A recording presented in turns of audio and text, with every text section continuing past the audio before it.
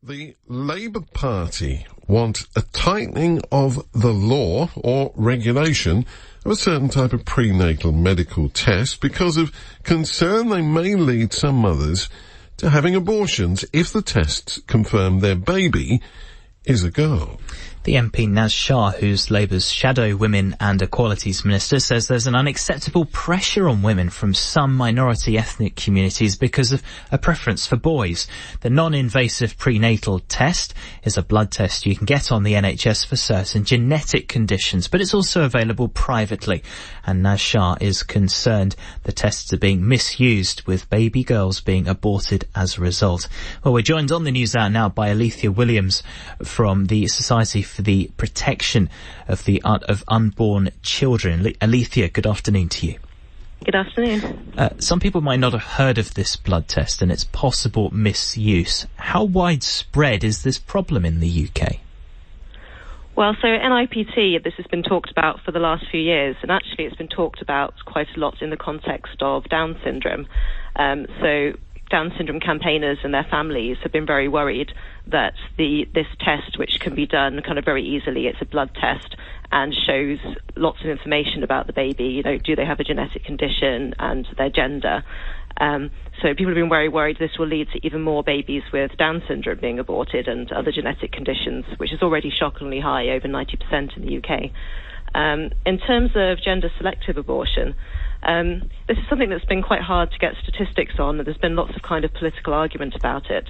But the issue kind of first emerged in 2012 in this country. It started being talked about when the Telegraph newspaper, they did a kind of investigation to abortion clinics, doctors, and they actually found doctors going on camera saying that they were performing sex-selective abortions.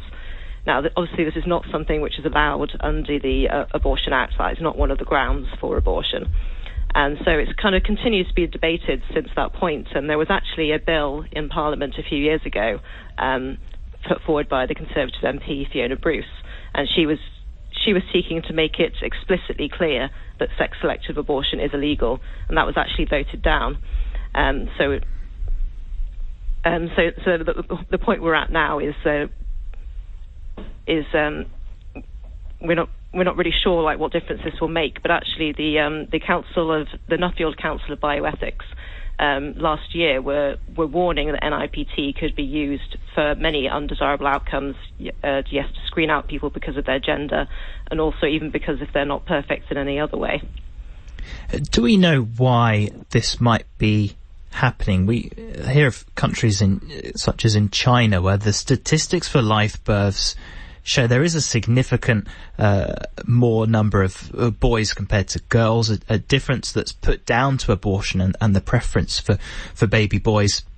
Perhaps because, families want a child who can grow up to provide for the whole family, and maybe boys, men are seen in some cultures as being able to provide that. But why might this be happening in the UK? And if so, whereabouts in the UK? Is it widespread, or is it particular to certain communities? Yes, well, obviously the situation in China was exacerbated by the fact that people were only allowed to have one child, and it's now two children in some circumstances. So there was already a cultural preference for boys, and then when you're only allowed one child, obviously that kind of makes it all the stronger.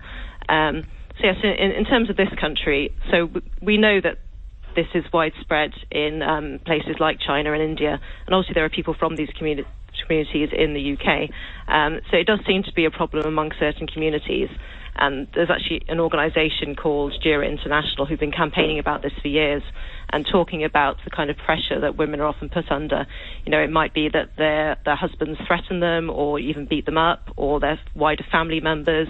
I think one of the stories that's been highlighted in this Victoria Derbyshire show was one woman who came from a family of 5 girls, and just found that her mother was just always kind of put under pressure whenever she had a girl, and she didn't want this to happen to her.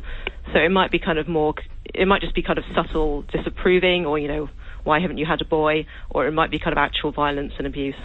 Okay, so Labour have come out today and said let's ban NIPT, or at least this MP, Naz Shah, the Shadow Women and Equalities Minister, has said so. Is this something the society supports?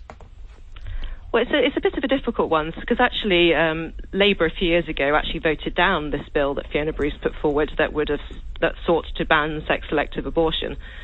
So I think this does highlight the problems with NIPT. I think just for the society that we live in, when we have a society where you can have abortion for any reason, a test like NIPT, which in itself is neutral, it's just information.